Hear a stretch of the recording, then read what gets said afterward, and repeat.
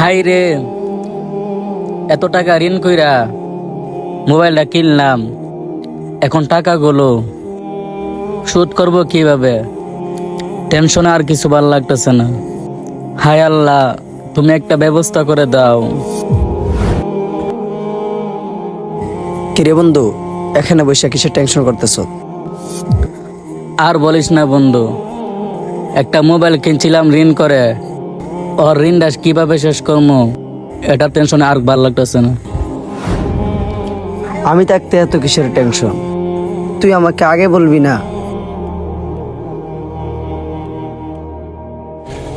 নে, এখানে মনে হয় কিছু টাকা আছে, এখন চল,